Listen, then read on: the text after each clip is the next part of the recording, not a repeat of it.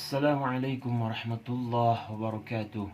Alhamdulillahi rabbil alamin wa bihi nasta'inu ala umuri dunya waddin. Assalatu wassalamu ala asrafil anbiya'i wal mursalin wa ala alihi wa ashabihi ajma'in, amma ba'du. Teman-teman semua, berjumpa kembali dengan saya di channel Ajotea.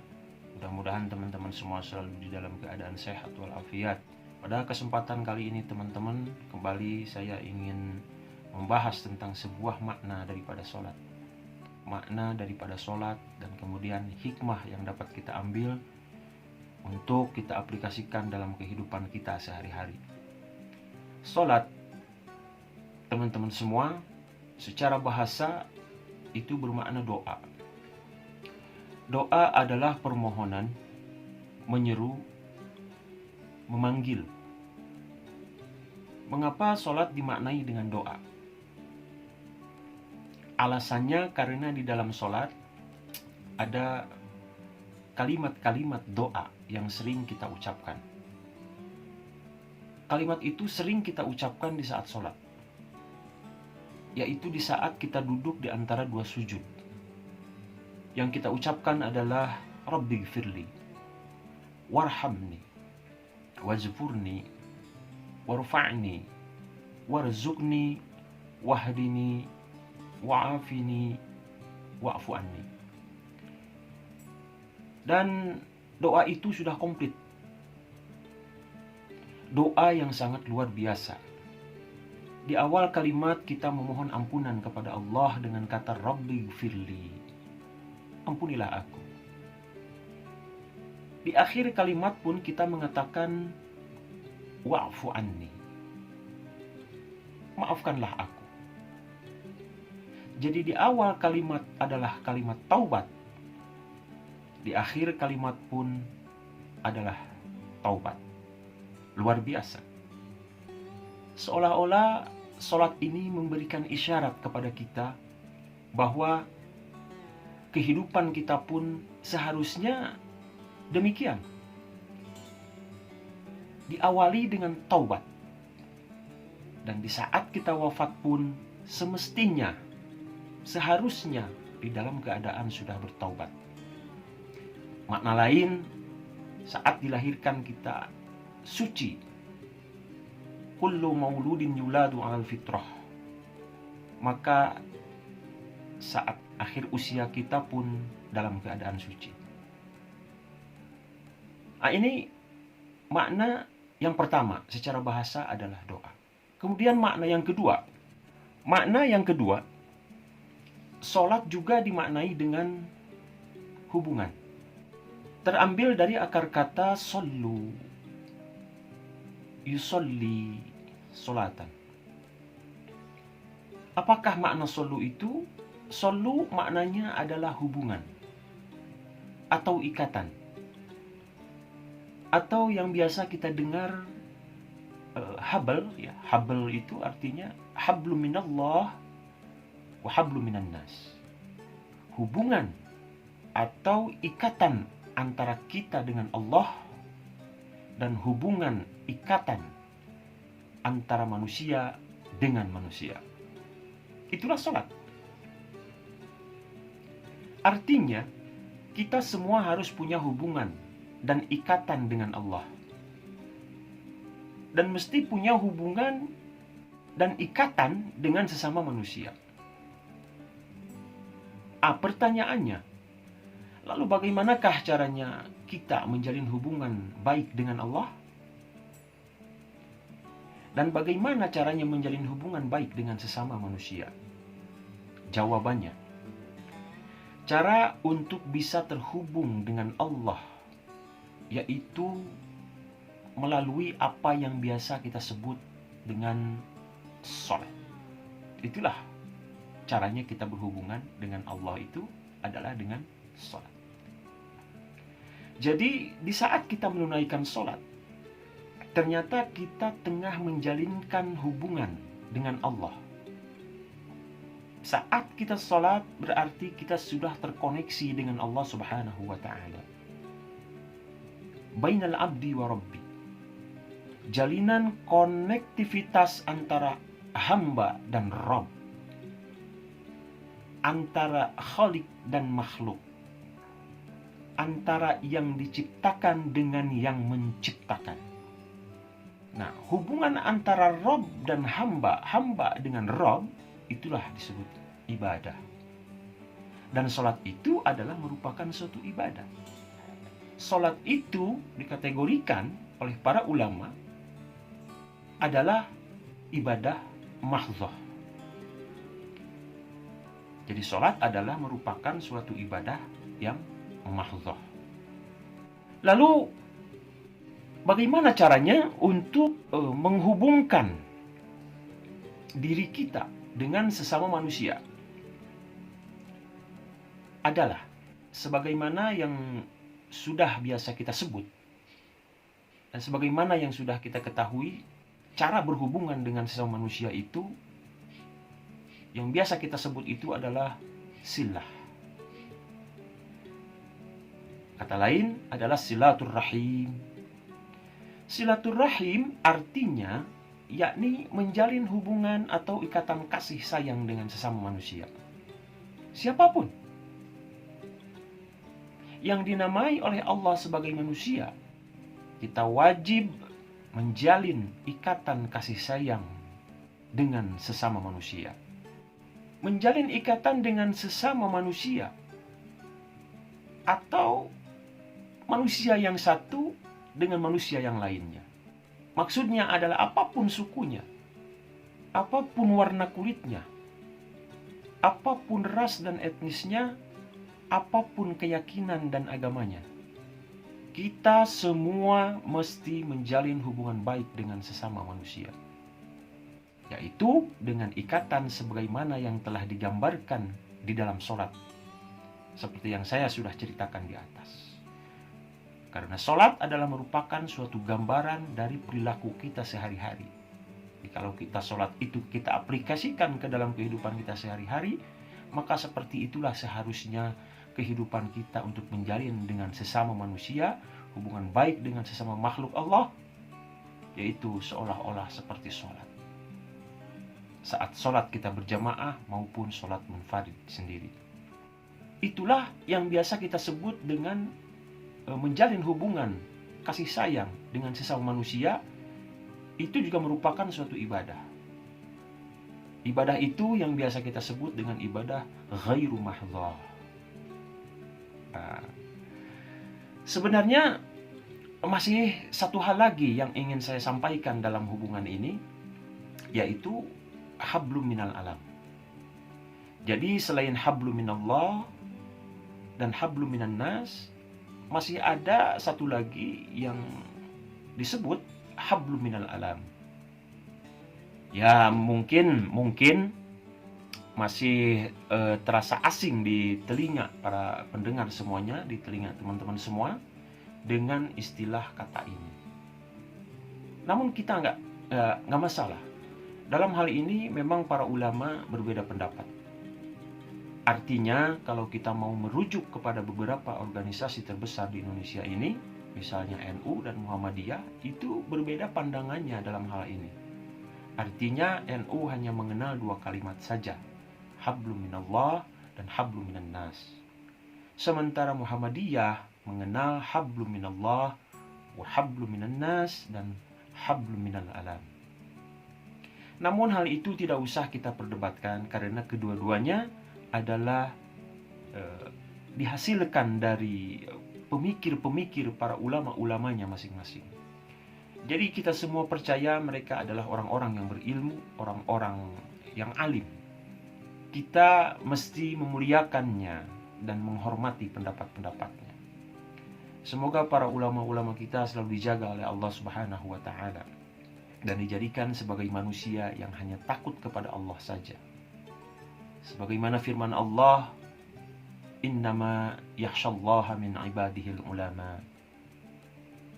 Sesungguhnya yang hanya takut kepada Allah itu adalah ulama. Artinya yaitu orang-orang yang penuh dengan keilmuan. Dan memang tidak hanya berhubungan baik dengan Allah dan manusia saja, akan tetapi juga kita harus menjalin hubungan baik dengan alam sekitarnya, dengan alam raya ini. Alam raya yang telah Allah anugerahkan kepada kita, langit dan bumi beserta isinya, sudah selayaknya kita jaga dan dipelihara. Air, tanah, udara, hewan, pepohonan, dan tumbuh-tumbuhan, dan seterusnya, yang menjadi mata rantai kehidupan bagi makhluk lainnya, dan termasuk ekosistem yang akan menopang keberlangsungan hidup kita sebagai manusia di muka bumi ini. Yang ketiga, makna dan hikmah daripada sholat adalah sholat juga tidak hanya merupakan sebagai kewajiban saja bagi umat muslim. Namun selain dihukumi wajib, sholat juga adalah merupakan suatu kebutuhan.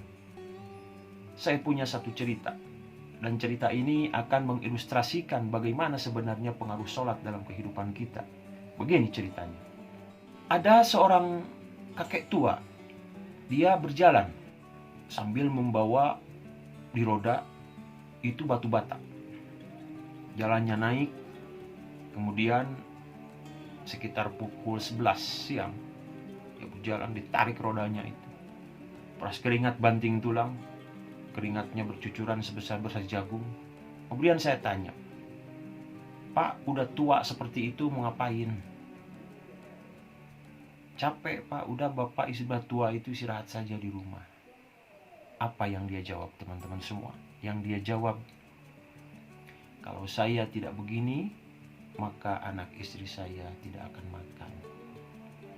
Anak istri saya tidak akan makan." Jadi dia mencari nafkah untuk mencukupi kehidupannya sehari-hari, untuk menafkahi anak dan istrinya. Berarti si bapak tua itu membutuhkan. Apapun akan dia lakukan. Yang penting anak dan istrinya bisa tercukupi kebutuhannya.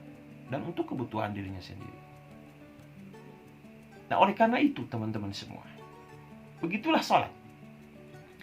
Jika seandainya kita mampu memposisikan sholat sebagai kebutuhan kita sehari-hari, sebagaimana halnya kita butuh uang untuk makan, untuk menutupi kebutuhan kita setiap hari, saya yakin maka kita semua tidak akan lagi bermalas-malasan untuk menunaikan dan mendirikan sholat. Karena itu adalah kebutuhan kita. Kita sebagai manusia terdiri dari dua unsur pokok. Yang pertama yang mesti kita jaga dan pelihara, yaitu jiwa. Dan yang kedua adalah raga, rohani dan jasadi, fisik dan psikis kita. Dan dua unsur ini masing-masing berbeda fungsi dan kebutuhannya. Nah, untuk memenuhi kebutuhan rohani, nutrisinya adalah sholat, zikir, baca Al-Quran, wirid, sholawat. Itulah nutrisi dan vitamin untuk rohani kita. Makanan rohani itu. Lalu jasad kita untuk memenuhi kebutuhannya adalah dengan memberikannya nutrisi dari makanan dan minuman, termasuk pakaian dan perhiasan. Namun pertanyaannya, apakah sholat bisa mendatangkan rezeki? Atau malah sebaliknya? Apakah pengaruh sholat akan berdampak baik pada kehidupan kita? Atau malah sebaliknya? Dan inilah penjelasannya, sekaligus sebagai kesimpulan dari saya. Di dalam Al-Quran, surat Thaha ayat 132, Allah menyatakan, "A'udzu billahi minasyaitonir rajim. Wa'mur ahlaka bis-shalat wastabiru 'alaiha. La nas'aluka rizqa. Nahnu narzuquka wal 'aqibatu lit-taqwa." Perintahkan keluargamu melaksanakan sholat, dan bersabarlah dalam melaksanakannya. Kami tidak meminta rizki kepadamu, kata Allah. Namun kamilah yang memberi rizki kepadamu. Dan akibat yang baik adalah bagi orang-orang yang bertakwa. Jadi ayat tadi, teman-teman semua, ingin menggambarkan semuanya bisa memungkinkan terjadi. Tergantung sholat Anda, tergantung sholat kita. Bagaimana Anda sholat? Khusyukkah sholat Anda? Karena sholat adalah merupakan cerminan dari sikap dan akhlak Anda. Sholat bisa saja akan mencelakai Anda. Bisa juga akan membahagiakan Anda. Sebagaimana dalam hadis dikatakan, awwalu ma yuhasabu ila yaumil qiyamati shalah. Wa in saluhat saluha sa'iru amalih, wa in fasadat fasada sa'iru amalih. Di awal nanti yang pertama kali akan dihisab di yaumul qiyamah adalah salat. Barang siapa yang baik salatnya, maka baiklah seluruh amalnya. Tetapi barang siapa yang buruk salatnya, maka buruk pula lah amal-amalannya. Jadi di sana bisa saja bisa mendatangkan rezeki kepada kita. Dan yang penting kita harus garis bawahi di surat Toha ayat 132 tadi adalah salat, kemudian sabar, kemudian ada kalimat rizki, ya. Jadi wa'mur ahlaka bis salat wastabiru 'alaiha la nas'aluka rizqa nahnu narzuquka wal 'aqibatu littaqwa. Apakah salat itu bisa mendatangkan rizki? Di sini maknanya adalah iqamus shalah, tandanya. Di surat Toha ini tidak menggunakan wa iqamah. Artinya bukan sholat yang biasa kita lakukan sehari-hari, yaitu sholat 5 waktu. Bukan. Karena tidak ada apa? Karena tandanya adalah tidak memakai kalimat iqamah. Kalau memakai kalimat wa iqamah, itu berarti tandanya sholat yang sudah biasa kita lakukan, yaitu sholat 5 waktu. Di sini tidak ada. Di sini hanya wa'mur ahlaka bis shalah. Tidak ada iqamah. Itu tandanya bisa diartikan sholat di sini adalah sholat sebagai cerminan, gambaran yang harus kita aplikasikan ke dalam kehidupan kita sehari-hari. Jadi artinya berhubungan baiklah dengan sesama manusia. Namun bisa juga diartikan dengan sholat, yaitu dalam arti sholat yang ibadah mahdhah, sholat yang 5 waktu. Dan bisa juga diartikan dengan silaturahim.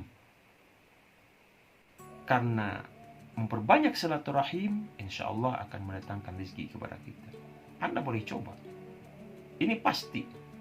Ketika Anda datang ke seorang teman dengan tujuan dan niat silaturahim untuk menjalin tali kasih sayang dengan mereka, maka insya Allah, kalau kata bahasa Sundanya, cai-cai nama atau piraku, yang punya rumah, maka pasti Allah akan kontan langsung berikan rezeki itu.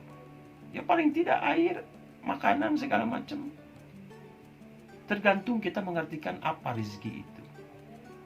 Jadi jangan terlalu mengartikan bahwa rezeki itu hanyalah uang. Tidak. Rezeki itu banyak. Kita punya ilmu, itu adalah rezeki dari Allah. Kita diberikan kesehatan selama ini, itu adalah rezeki dari Allah. Apalagi yang berbentuknya yang biasa kita makan atau minum, itu merupakan rezeki dari Allah Subhanahu wa Ta'ala dengan cara bersilaturahmi. Kemudian kata Nabi, bersilaturahmi juga dapat memanjangkan usia, umur kita. Jadi marilah kita harus saling menjalin tali kasih sayang dengan sesama manusia. Sering-seringlah kita silaturahim, maka insya Allah kehidupan Anda tidak akan pernah merasa susah, tidak akan pernah merasa kesulitan. Karena kita banyak teman, karena kita banyak mengasihi manusia dengan sesama manusia yang lain. Oleh karena itu teman-teman, jadi marilah kita jaga sholat kita sebaik-baiknya agar sholat itu bisa menentukan nasib hidup kita selanjutnya, baik di kehidupan dunia maupun di kehidupan akhirat kelak. Saya rasa itu cukup. Semoga Allah memberikan pemahaman kepada kita semua. Semoga semuanya selalu sehat walafiat. Terima kasih banyak telah menonton video ini. Sampai jumpa lagi di video selanjutnya. Saya tutup. Wabillahi taufiq wal hidayah. Wa'afu minkum. Wassalamualaikum warahmatullahi wabarakatuh.